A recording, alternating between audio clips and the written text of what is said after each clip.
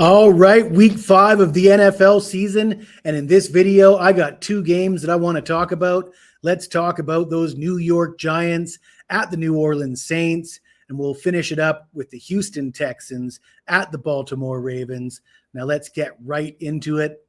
The Giants are coming off their first win of the season, defeating the LA Chargers by a score of 21-18. Jackson Dart, his first career start, 111 yards passing, a touchdown on 13 of 20 passing. That's all they needed from him because he also ran the ball for 54 yards and a touchdown on 10 carries. And his buddy Cam Skattebo, 79 yards on 25 carries, also caught a couple passes. And Skattebo and Dart are like peas in a pod. You can see them in the post-game interviews. They're like college kids because they're only a few months removed from being college kids.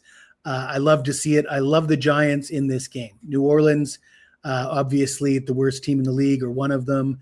They rank 30th in the NFL in opponent scoring average, allowing 30 points per game.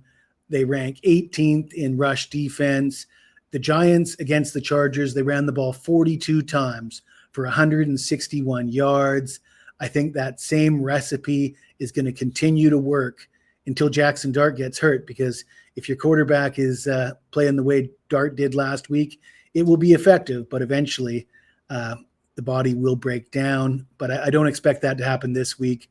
I'm looking at Cam Skattebo props. His rushing yards total, 66.5. I like the over. His receptions, 2.5 receptions. I like the over. Anytime touchdown, -135. I like it. His rush receiving yards total, 90.5. Yes, it won't surprise you. I like the over. Jackson Dart, anytime touchdown, +195. He scored a touchdown against the Chargers. He's, on the goal line. He's not going to be shy to be running that ball. I love that price, almost 2-to-1 price. Jackson Dart's rushing yard total, 36.5. I like that as well. 7.5 rush attempts, over under 7.5 attempts. Like the over there. I think it's going to be the Jackson Dart, Cam Skattebo show. And then you got Spencer Rattler. He's actually looked pretty good considering. I mean, he was expected to be basically the worst quarterback in the NFL this season. There was all sorts of memes about how bad the quarterback room for the Saints was going to be. 765 yards, 5 touchdowns and a pick on 67% passing. That's not terrible. The 5.2 yards per attempt tells another story, though. He's not really pushing the ball downfield, which is why they're losing and they're not scoring a lot of points. Last year, he threw more interceptions than he did touchdowns. He threw 5 picks in 7 games. He's been fortunate so far that he hasn't thrown a lot of picks. This Giants defensive line is nasty, though. They just terrorized Justin Herbert last week. And the price for Spencer Rattler to throw an interception is a pick'em price at -110. I do like Rattler to throw the interception. But as far as who I like in this game, I like Skattebo props and the Giants on the money line. I think the Giants will continue to roll with that run game with Jackson Dart and Cam Skattebo. Before we talk about the next game, I got to tell you about a promotion we have available right now at picksandparlays.net. The Weekend Warrior package, that will get you all my college football on Saturday, all my NFL on Sunday. We'll even throw in Monday Night Football.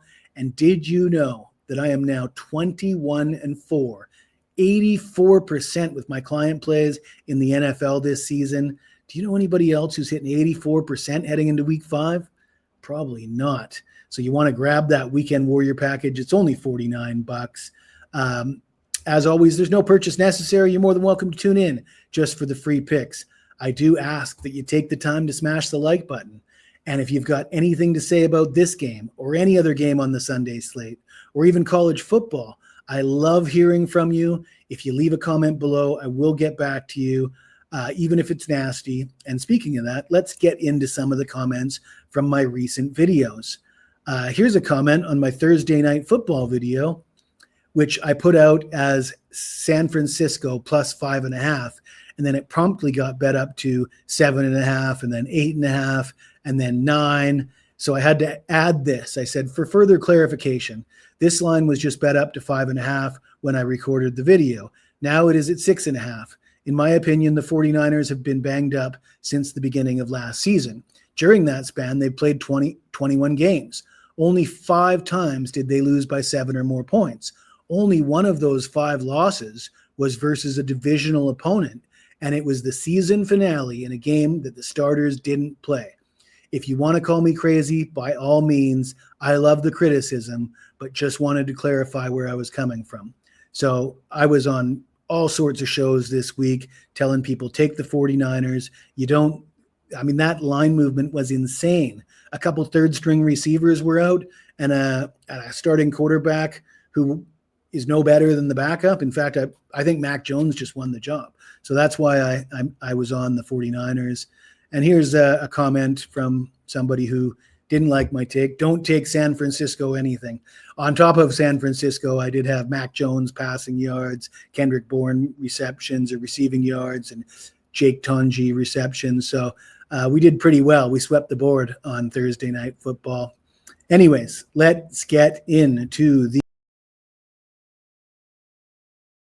more. Let me remove that. Yeah, okay. Houston at Baltimore. We got Houston minus 2.5 on the road. The total sits at 41. This line opened at Baltimore minus 9.5, and the total opened at 45.5. And we just spent a whole bunch of time talking about the Thursday Night Football game, and some of you guys that wanted to hear about the Houston game were probably wondering, why are we talking about this? Well, this is a good lesson learned. We saw all that money coming in on the Rams. We saw that line get bet up from 3.5 to 9.5. Now we've got a line going from 9.5, swinging all the way to Houston minus 2.5. And Cooper Rush, the backup, he's not a MVP candidate like Lamar Jackson.